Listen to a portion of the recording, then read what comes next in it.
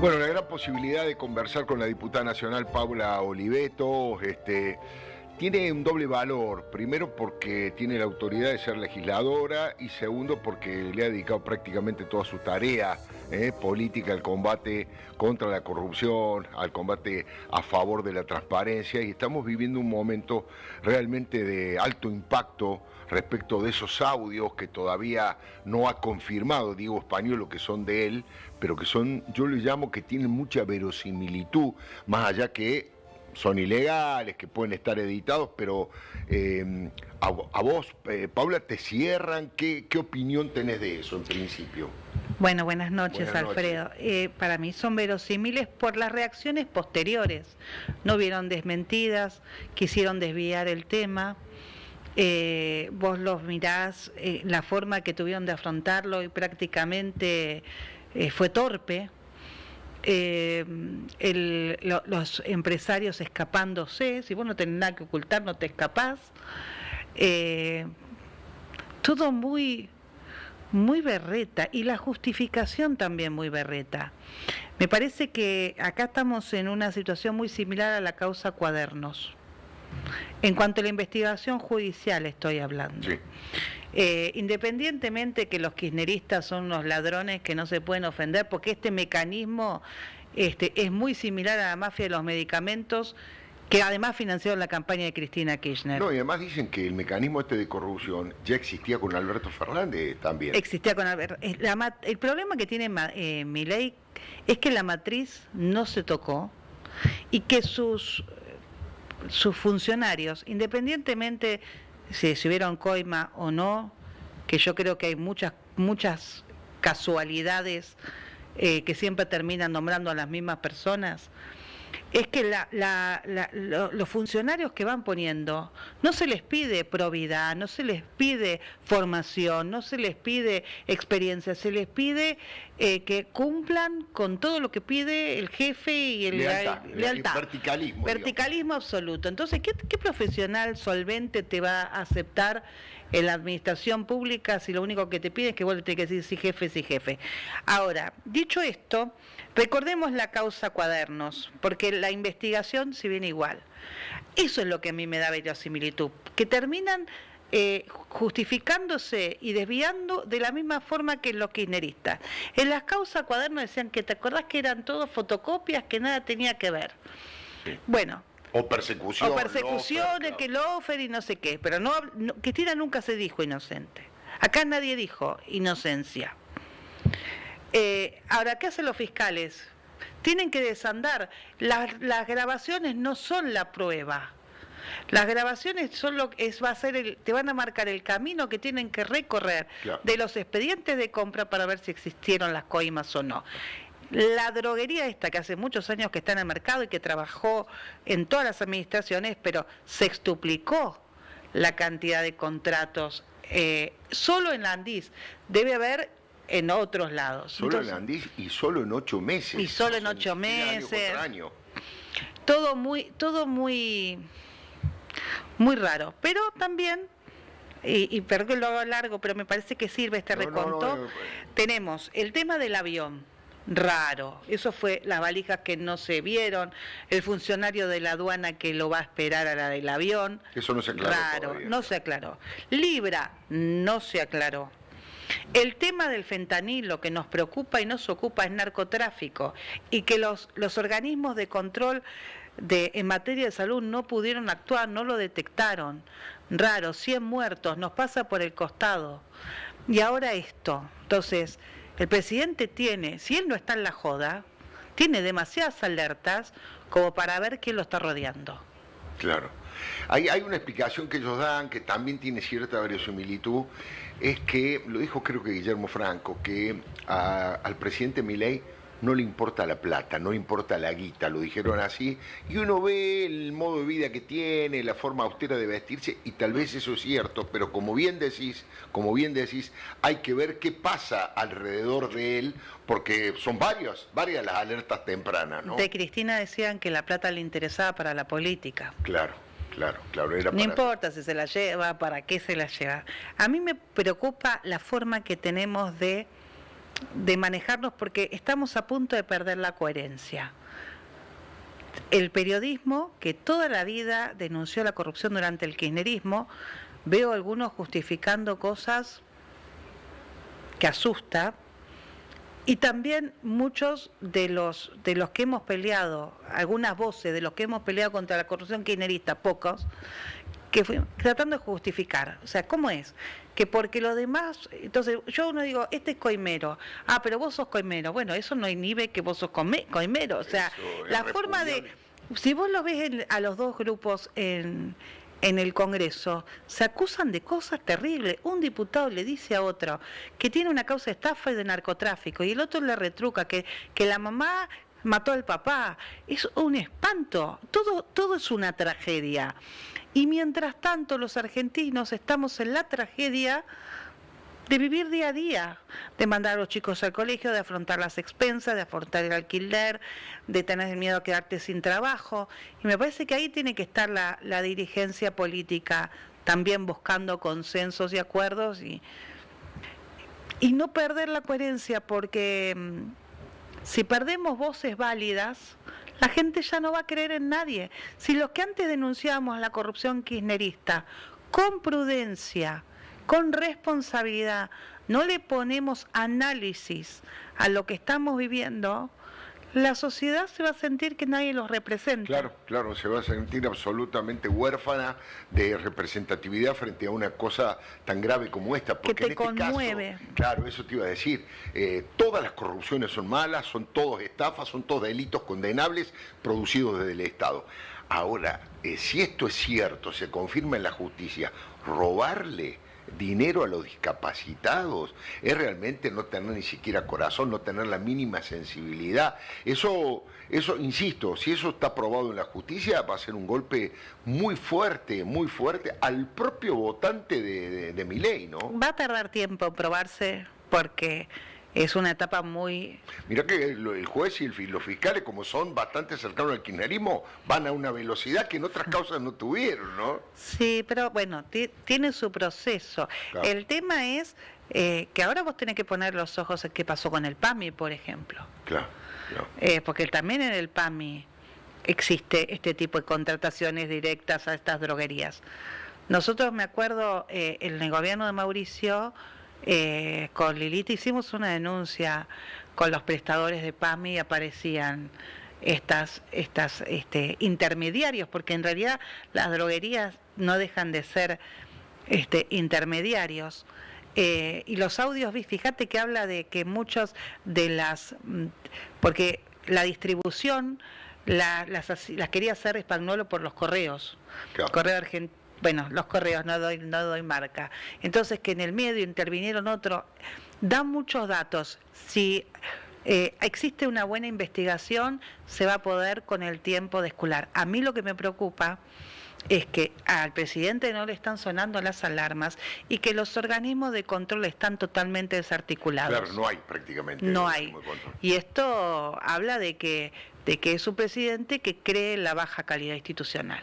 Ahora estaba pensando, la coalición cívica en general y Elisa Carrió en particular y varios de sus integrantes, como es tu caso, han sido revestidos con la responsabilidad de llevar adelante esto que muchos sectores no hacen. Creo que la doctora Carrió hace un tiempo bautizó a Karina Milei como la cajera, fue el título que una revista Noticias de este fin de semana la caracterizó también a Karina Milei. ¿Eso era deducción, olfato político, experiencia de cómo funciona, o había alguna información, algún dato concreto de ella como recaudadora? Bueno, había información de que se pagaban las candidaturas. Que se compraban, el que quería ser candidato las candidaturas, y además que se vendían conferencias y se vendían reuniones con el presidente Milei cuando era diputado, por ejemplo. Era conferencista. Claro. Y bueno, y cuando era candidato lo mismo. Si querías tener una reunión con él, tenías que pagar. como es en Estados Unidos. Lo que pasa es que en la Argentina existe otro tipo de legislación. No, y además lo tenés que explicitar. Y lo tenés que poner en tu declaración jurada, porque si vos mirás la declaración jurada, claro, todo eso no existió. Te llevo al mundo de las elecciones y de la política, y yo creo que aquí también, pero pienso que vos también compartís esto, pero lo pregunto. ¿Cuál es la responsabilidad también de la sociedad, Paula? Porque acá hay por lo menos dos bibliotecas, yo recién decía en la columna editorial. Hay algunos que dicen, mientras la inflación esté más o menos controlada, el dólar más o menos planchado, los números de la inflación hagan bajar la pobreza, el tema de la corrupción a muchos sectores de la Argentina le importa poco y por lo tanto muchos de los que votaron en Milei tal vez lo vuelvan a votar. Eso dicen unos. Pero otros dicen, no, ojo, sobre todo los que votaron a Patricia Bullrich primero y luego votaron por default a Milei, estas cosas lo desilusionan, les impactan anímicamente y tal vez o voten en contra o no voten a La Libertad Avanza o no vayan a votar, que es una forma también de hacer notar tu... ¿Vos qué crees que puede ocurrir frente a esto, entre el votante de Milei, digamos? Yo creo que el síntoma más grande que estamos viviendo es el ausentismo. Claro. 50% en la capital. Es alarmante. Alarmante. Eso de alguna manera tensiona mucho las elecciones, pero sobre todo el tema de la legitimidad democrática. Claro. La coalición cívica va a tener su lista en la provincia de Buenos Aires con Juan López, en Capital con Hernán Reyes, sabiendo que la sociedad te quiere pero no te vota, te escucha pero no te vota. A mí me decían en campaña para legisladora, a mí me encanta, yo te quiero votar, pero en realidad tengo que votar a tal para que no gane cuál. Y votaba el primero de la lista y entraba el quinto, el sexto, que no conocen. Y en muchos de los casos era kirchnerista cuando nosotros peleábamos contra el kirchnerismo. Ya. ¿Qué sentís? Bueno, yo siento algo muy similar al 1,8 o al principio del gobierno de Kirchner. Hay una sociedad que no quiere escuchar, muy pocas voces que hablan, porque el kirchnerismo no es un actor válido para hablar, están muy sucios y han cubierto muchas cosas. Yo recordaba el otro día que por ejemplo los bolsos de López lo justificaban que era plata de Mauricio, Macri, y siempre encontraban una cosa para justificar, y ahora también se está queriendo justificar lo injustificable. Ahora, el presidente Milei tiene que dar explicaciones, pero es un presidente de la democracia y tampoco hay que tener posiciones destituyentes, tiene que actuar la justicia. Nosotros como Congreso tenemos que tener su contralor, controlar es parte de la atribución republicana que tiene el Congreso y si hay alguno que quiere hacerse el vivo y hacer juicio político por una investigación en esta etapa, si es kirchnerista no tiene nada ninguna autoridad moral, ¿no? Y nosotros no estamos en esa hipótesis, y menos en este momento. Sí creo que el presidente tiene que dar explicaciones y tiene que aceptar que en un Estado de Derecho los funcionarios se tienen que someter a la justicia, que el Congreso controla, que no somos ni gusanos, ni orcos, ni destituyentes, ni todas las barbaridades que está diciendo, y tendría que tener un poco más los ojos puestos en su gestión, porque si esto no va bien, la situación de anomia puede ser muy grande. Muy grande. Yo estaba pensando un poco con lo que estabas planteando, de cuál debería ser la actitud de un presidente de la nación frente a esto, lo correcto, lo que debe hacerse. Yo digo, él debería llamar a conferencia de prensa, no hace, decir, miren, señores jueces, señores fiscales, estamos abiertos a todas las instancias del Estado para que ustedes